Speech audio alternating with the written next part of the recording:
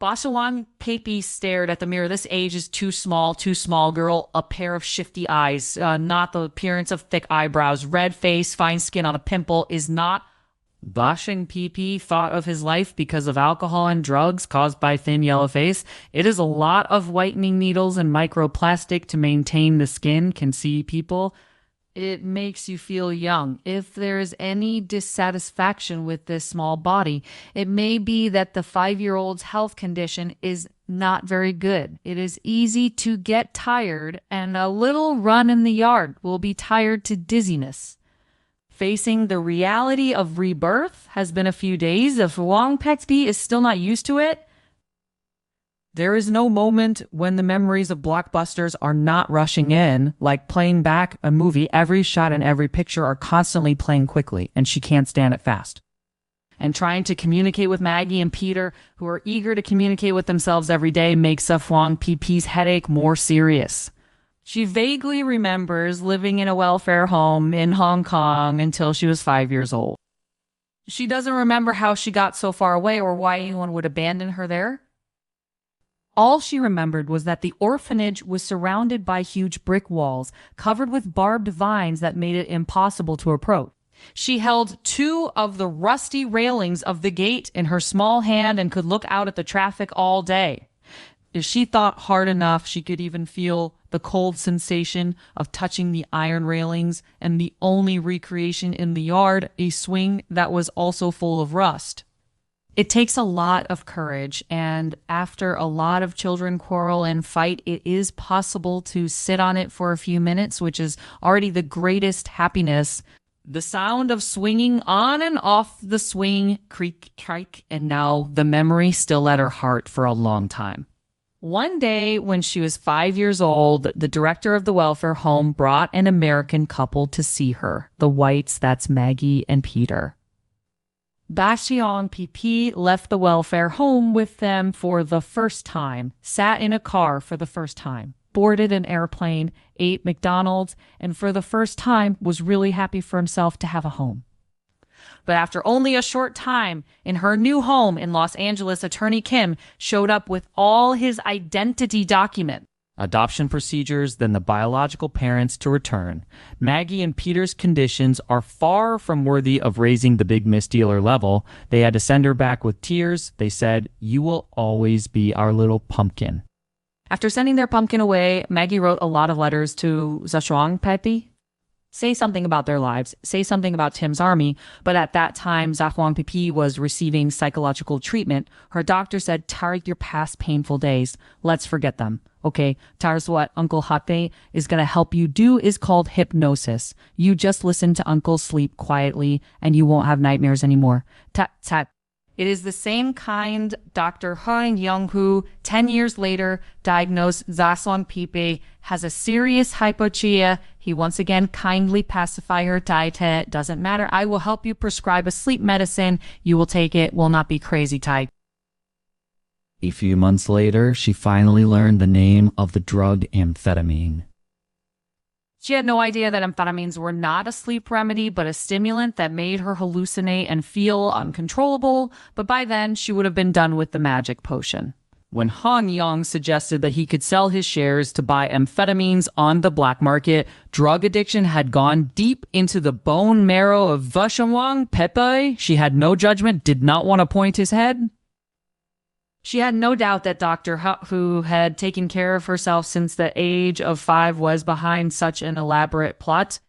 But all this truth was only known after the death of Vishimwang Paipi. Ironically, the first person she hugged and thanked when she came out of the drug rehabilitation center was Han Yang.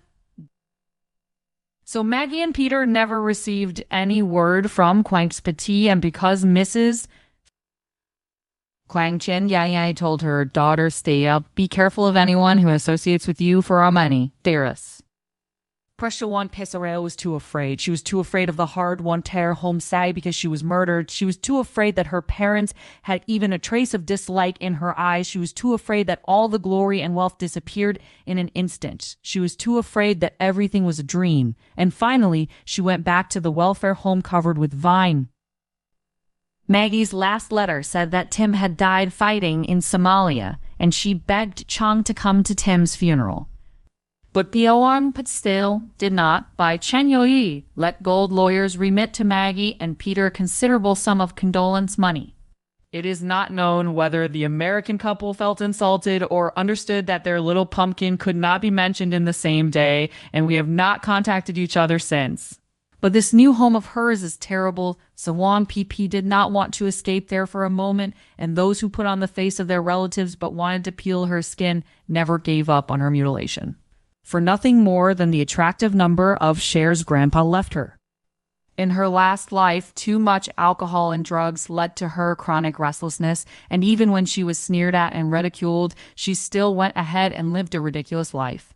How to indulge themselves and then rebel against everyone. In fact, deep down, she just wants to hide a person to kill themselves day by day.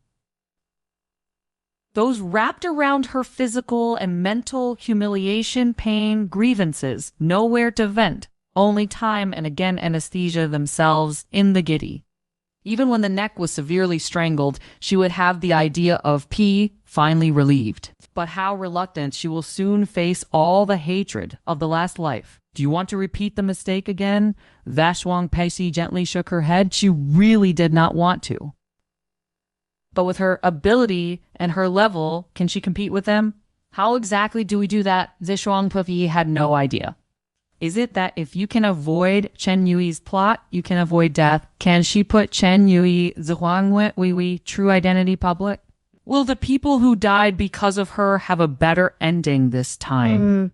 Where's Dad? Can Dad escape death? Is it not Hank will let her go this time? Her head began to hurt violently again, and the thought of them made her stomach turn upside down, and her body tremble uncontrollably. Too many questions, only the silent air answered her.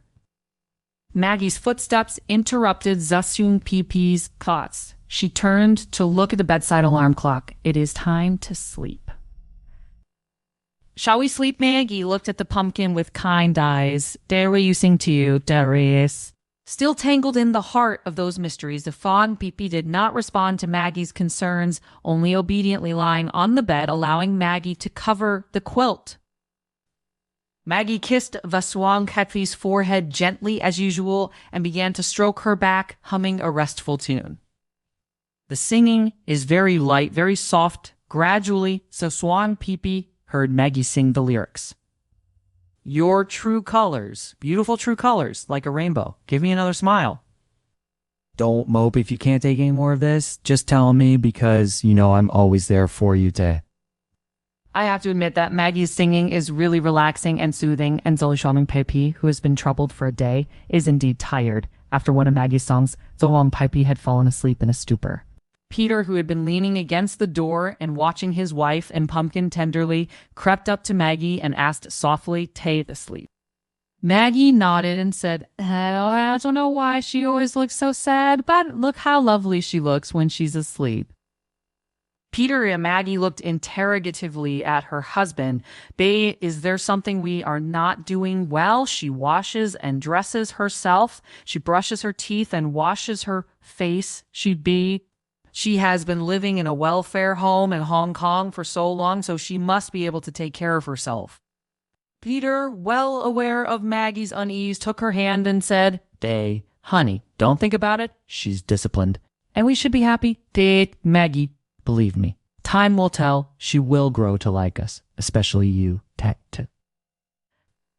After hearing her husband's comfort, Maggie's worry on her face was finally diluted.